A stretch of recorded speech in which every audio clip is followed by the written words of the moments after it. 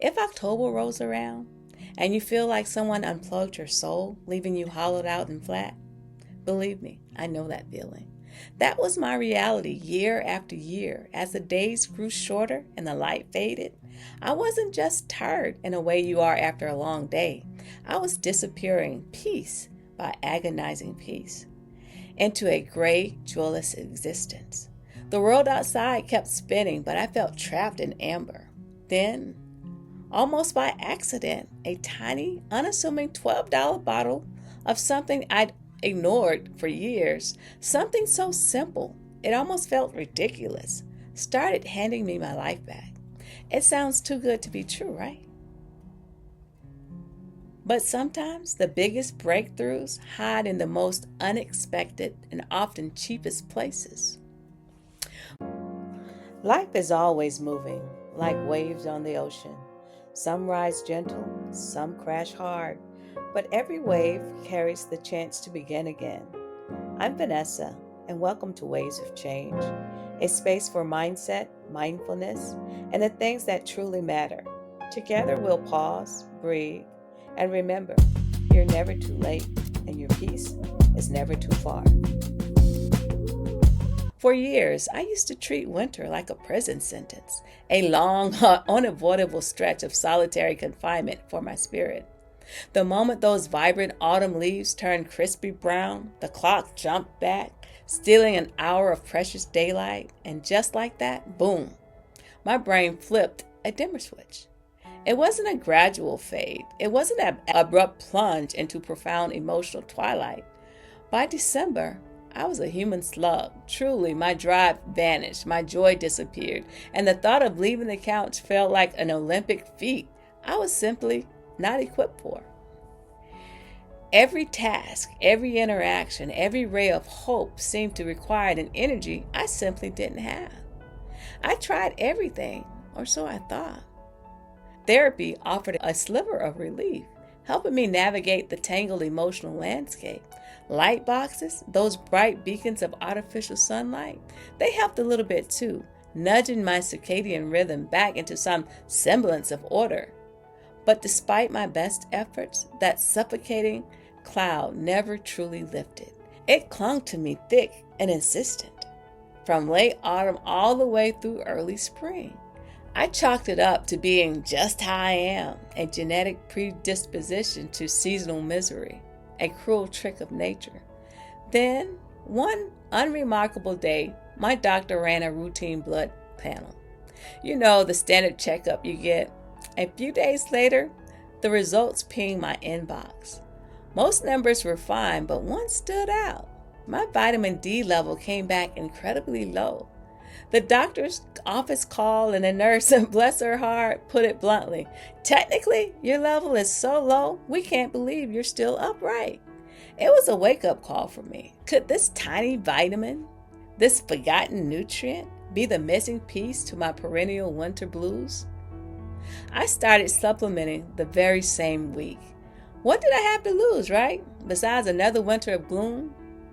The change wasn't instant, and no magic wand was waved, but it was remarkably swift and undeniable.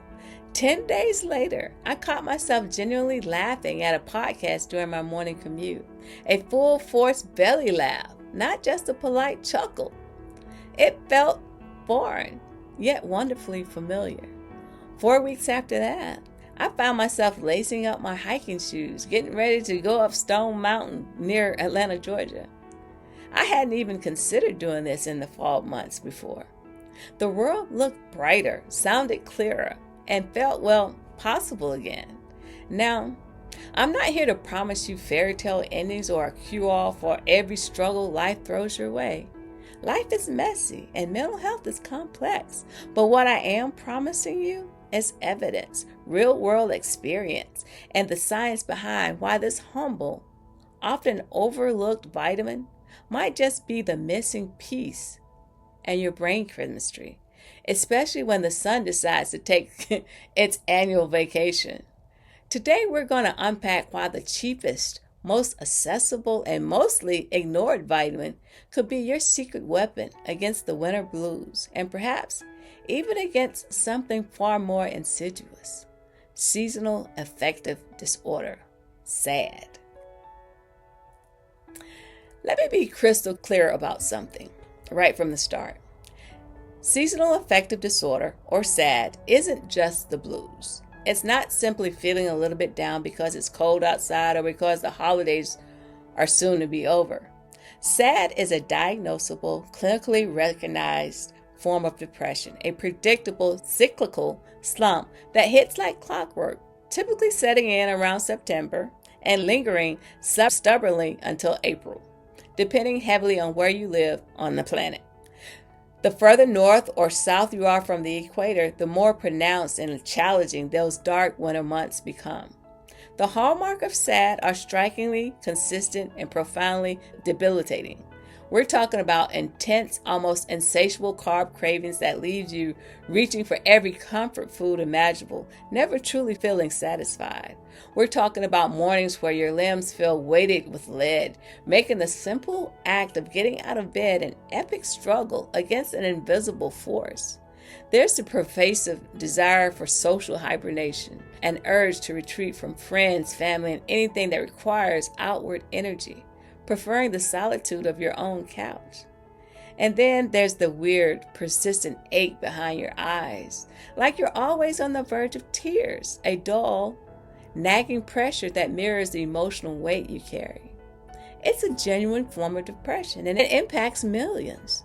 The classic antidepressants, like SSRIs, work for some people, offering a lifeline when darkness becomes overwhelming. However, studies show they're often only marginally better than a placebo for pure seasonal depression. This isn't to diminish their role, but it highlights that SAD often has a unique underlying mechanism that traditional treatments might not fully address. So what's the big clue everyone seems to miss? It's staring us right in the face, or rather, it's not staring us in the face. The sun is gone, or at least its intensity is dramatically diminished. And when the sun disappears, your skin's incredible vitamin D factory goes dark. It stops churning out that vital hormone. Consequently, your vitamin D levels nosedive. Here's the kicker: your brain notices this drop faster and often more acutely than your bones do. While we associate vitamin D with bone health, its role in neurological function and mood regulation is proven to be just as, if not more, critical. This seasonal fluctuation isn't just an inconvenience, it's a biochemical cascade with profound implications for your mental well-being. Now here's where things get really fascinating and probably a little bit frustrating as well, because this biochemistry nobody bothered to teach us in school. We call it vitamin D, but that's actually a misnomer. Vitamin D isn't just a simple vitamin, it's a powerful steroid hormone. Think of it less like vitamin C and more like estrogen or testosterone, a signaling molecule that tells your body what to do at a fundamental genetic level. And where do these signals go? Everywhere.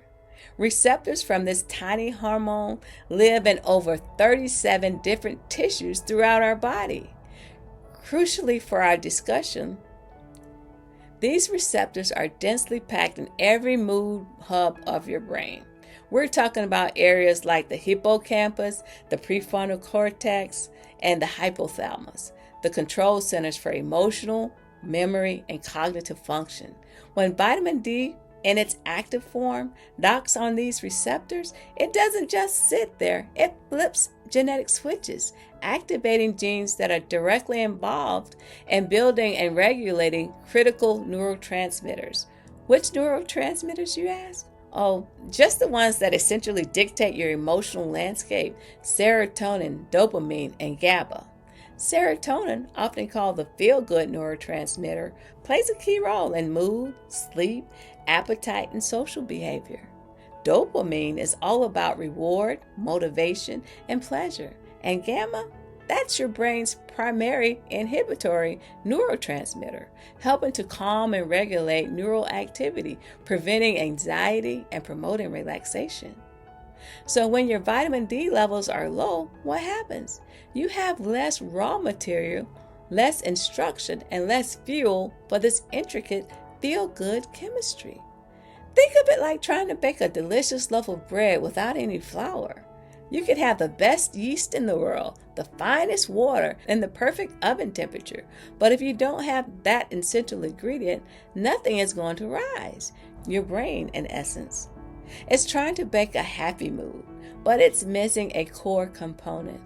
But the story doesn't end there.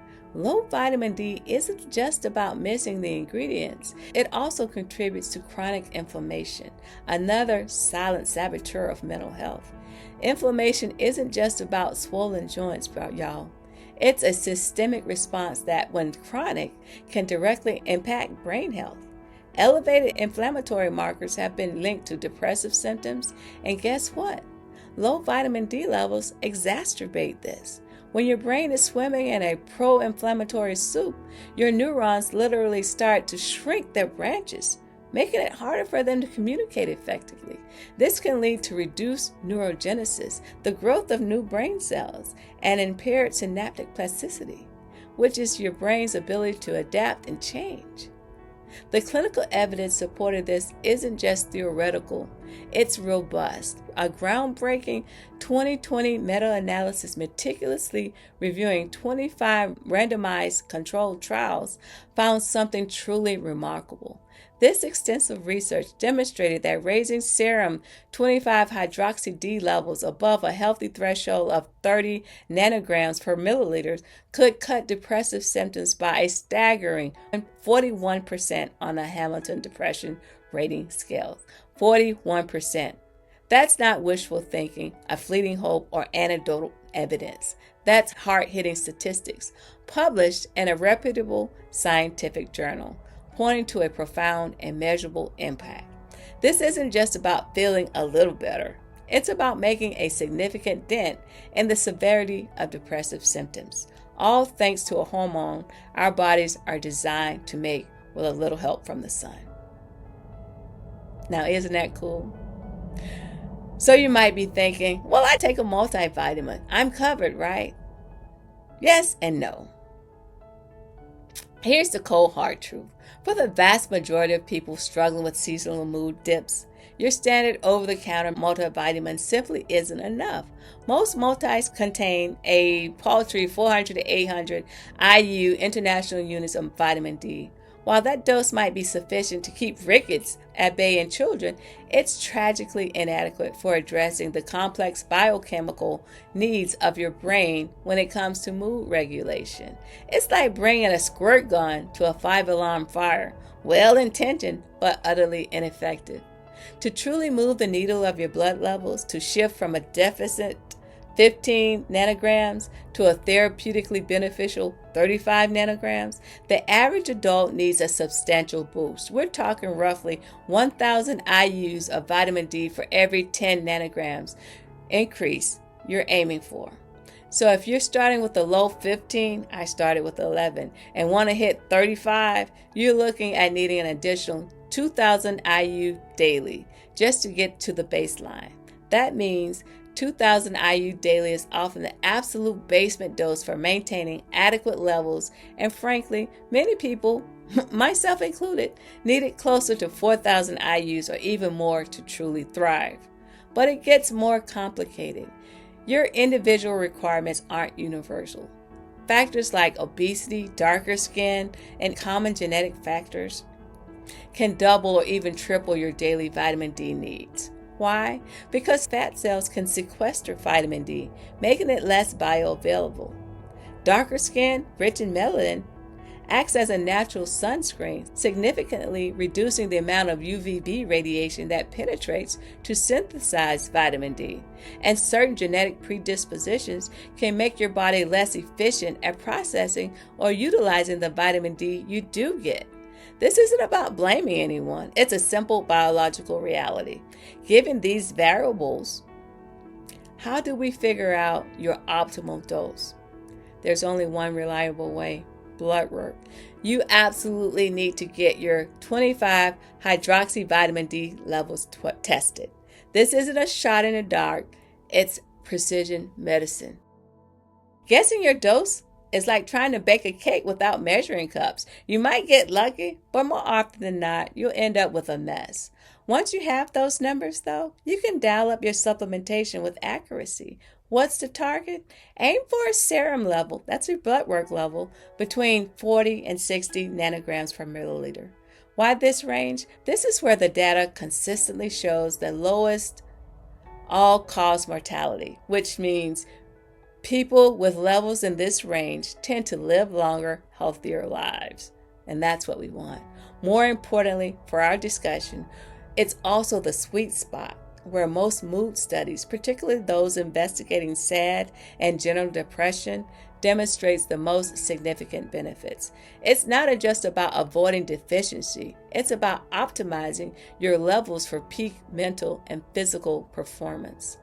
Let's tackle another misconception. Can I just eat my way to optimal vitamin D levels? I wish it was that simple. Truly, I do.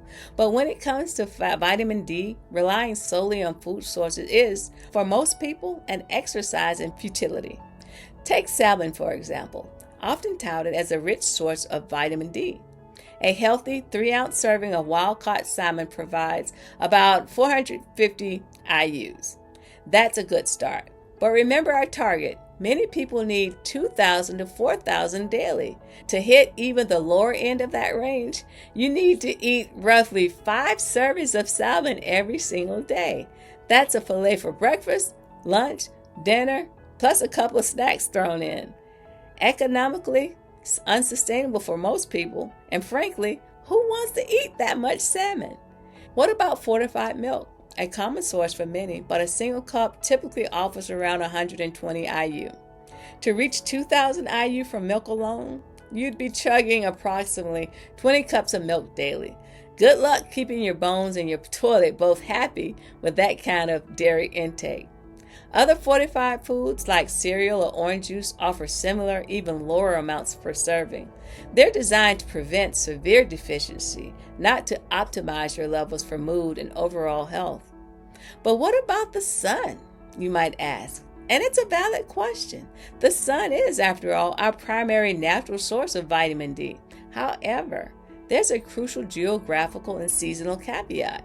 If you live north of Atlanta, Georgia, or roughly the 37th parallel in the northern hemisphere, the sun's angle during the months of October through March simply isn't high enough to provide adequate UVB radiation. UVB is the specific wavelength of light your skin needs to synthesize vitamin D. So even if it's a bright, sunny winter day, spending time outdoors won't trigger significant vitamin D production. You're effectively relying on a factory that's temporarily shut down. And before you think about tanning beds as a shortcut, let me be clear. While some tanning beds do emit UVB, the risks far outweigh any potential vitamin D benefit. The increased risk of melanoma is simply not worth it when safe, effective oral supplementation is readily available. So what's the translation for all of this? For most people, for at least half the year, supplementation isn't just a good idea. It's practically mandatory if you want to maintain optimal vitamin D levels and support your brain's delicate chemistry. Trying to get enough food or winter sun is like trying to fill a bathtub with a teaspoon. You'll be there forever and you'll still be mostly empty. So, after years of trial and error and a deep dive into the science, I've landed on a protocol that works for me because it's simple and it's effective. It's not revolutionary, but it's strategic. First, I take 4,000 IU of vitamin D3 daily, and this distinction is important. I specify D3 because D3 is the natural form your body produces from sun exposure, and studies show it's significantly more effective at raising and maintaining serum 25 hydroxy vitamin D levels than D2. Don't cheap out on the D2. Your body just doesn't use it as effectively. Secondly, I take my D3 with my fattest meal of the day, which for me is breakfast, with eggs, avocado, or something fatty. This isn't just a habit, it's a crucial absorption hack. Vitamin D is a fat-soluble vitamin, meaning it needs dietary fat to be properly absorbed into your bloodstream. Taking it with a meal containing healthy fats can boost its absorption by a remarkable 30% or more. Skip the fat and you might be flushing a good portion of your supplement down the drain. Literally. But D3 isn't a solo act, it's part of a team. I add 200 mcgs of vitamin K2. This is vital because high doses of vitamin D supplementation increases calcium absorption. While calcium is essential for bones, you don't want it depositing in your arteries, where it can contribute to hardening and plaque formation. Vitamin K2 acts as a traffic cop, steering the absorbed calcium directly into your bones and teeth, where it belongs, and away from soft tissues like your arteries and kidneys. It's a crucial partner for safe and effective D-supplementation. Finally, I include 400 mgs of magnesium glycinate. Magnesium is the unsung hero of the vitamin D story. It's a cofactor, meaning it's completely essential for hundreds of enzymatic reactions in the body. Specifically, magnesium is the cofactor that turns inactive vitamin D into its active, usable form. Without sufficient magnesium, even if you're taking plenty of D, your body can't properly utilize it. Magnesium glycinate is a preferred form because it's highly bioavailable and less likely to cause digestive upset than other forms. The results for me of this carefully constructed protocol were nothing short of life-changing. 8 weeks after I started, I retested my levels, and they soared from that 11 nanograms to a healthy and robust 48 nanograms. And just as dramatically, my winter fog, that dense, oppressive cloud that used to descend every autumn, lifted like someone had finally opened the curtains, flooding my world with light and clarity. It wasn't just a physical change, it was a profound mental and emotional transformation. Now, if you're feeling even a flicker of hope or a spark of curiosity than when we first started this conversation, do yourself a favor. Don't let this potent potential evaporate like morning mist. First, take action for yourself. Hit that subscribe button right now to stay informed and empowered. And here's a real game changer. Think of that one person you know who disappears a little when winter arrives. Share this video. Sending this link is like passing a torch in the dark. A single, simple click could be the spark that helps someone you care about find their way out of the seasonal fog. Knowledge is power, and sharing it is a profound act of kindness.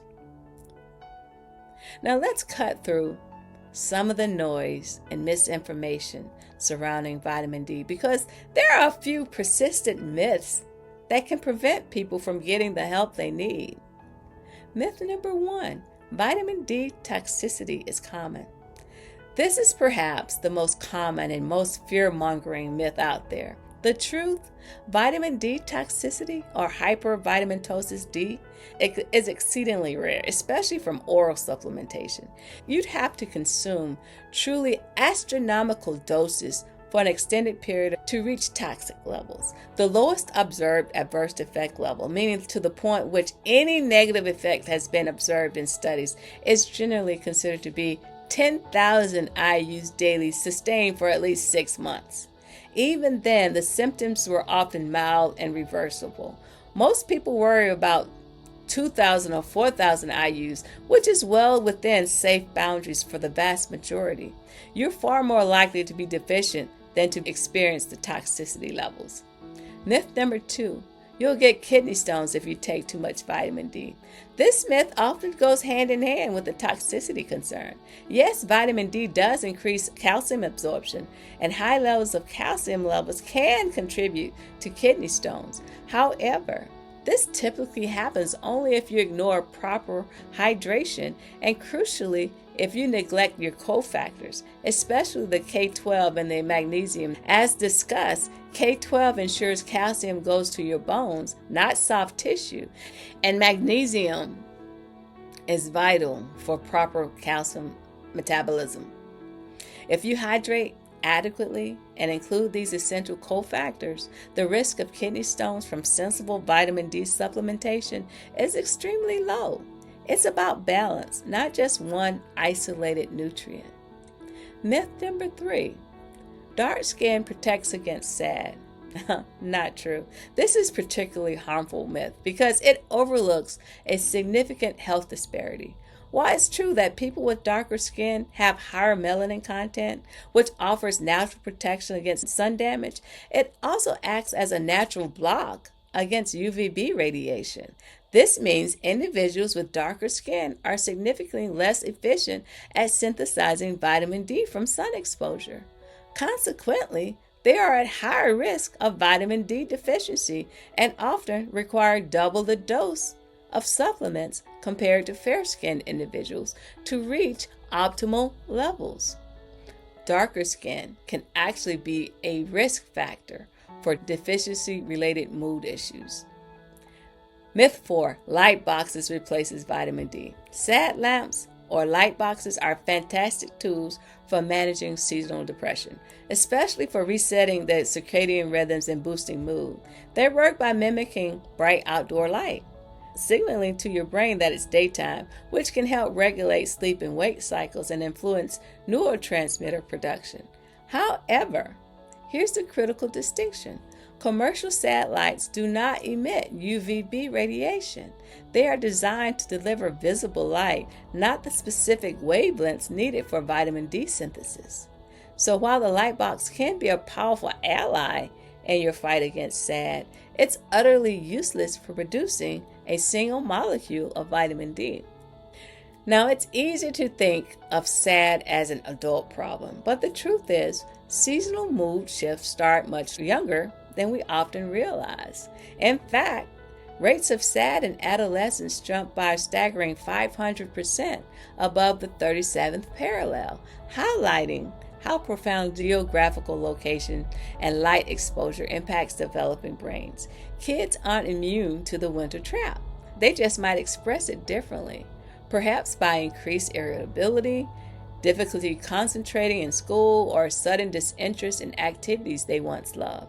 For children, a general guideline is to aim for about 1,000 IUs of D3 per 25 pounds of body weight to help them reach a therapeutic range. Always consult your pediatrician. Don't just assume kids are too young for this matter. Our seniors too face unique challenges. As we age, our skin becomes less efficient at producing vitamin D from sun exposure. Couple that with potentially less time spent outdoors and slower metabolism, and you have a recipe for widespread deficiency. Optimal vitamin D levels in older adults are not just about mood, they're also critical for bone health, immune function, and reducing the risk of falls. And what about our screen-addicted teens? If your teenager spends hours glued to video games from sunset to sunrise, disrupting their natural circadian rhythms and minimizing any chance of natural D production, vitamin D supplementation becomes even more critical.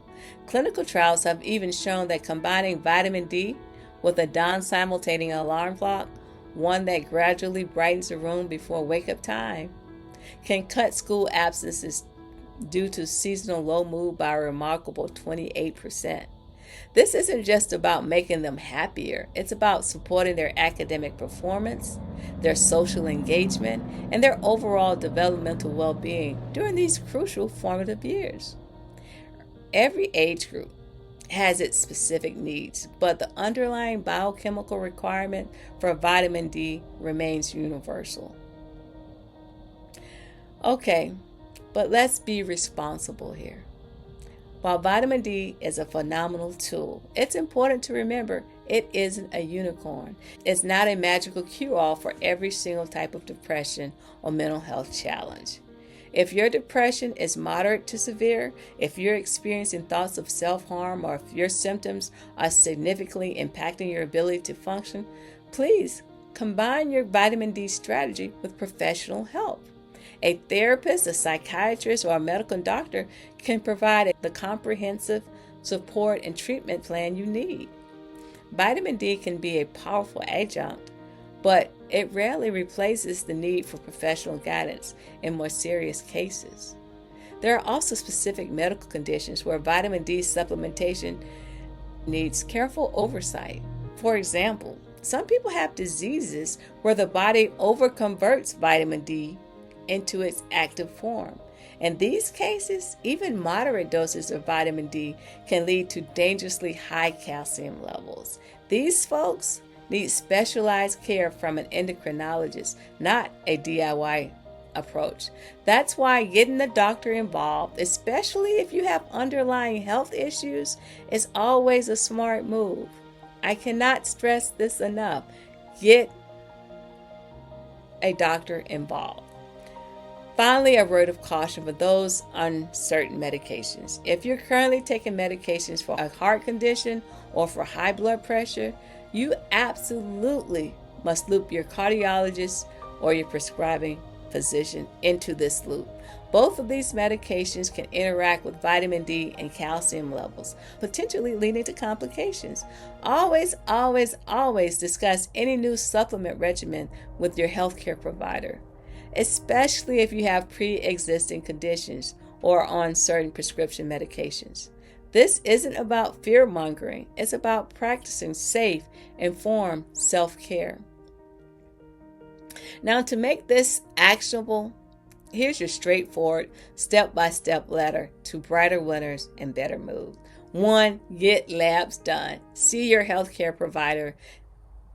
Ask your doctor for your vitamin D level, parathyroid hormone level, and your calcium level. These three gives you the full picture. Start with your D3 supplementation based on your current body weight. Retest and adjust. After 8 weeks of consistent supplementation, get your levels tested again. This will show how your body is responding. Adjust your daily dose to bring your levels to the optimal 40 to 60 nanograms.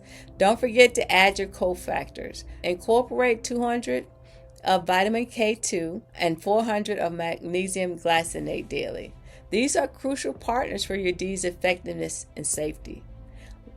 You also want to amplify your results by integrating complementary lifestyle habits. Prioritize morning sun exposure. Eat a good breakfast. Hit your 8,000 to 10,000 steps daily and actively seek out social contacts 3 times a week to boost connections. Follow this ladder, and I can almost guarantee that most people will feel a measurable uptick in their mood and energy within 30 days. For me, the change started around the 10th day.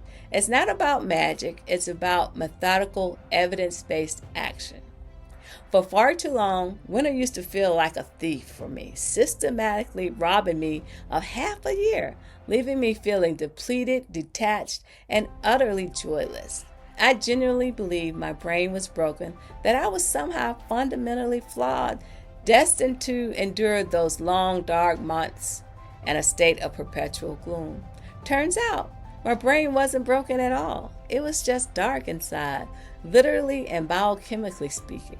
The profound revelation was this: a simple hormone, one that my skin had forgotten how to make efficiently during those sun-starved months, handed me back the other 6 months of my life.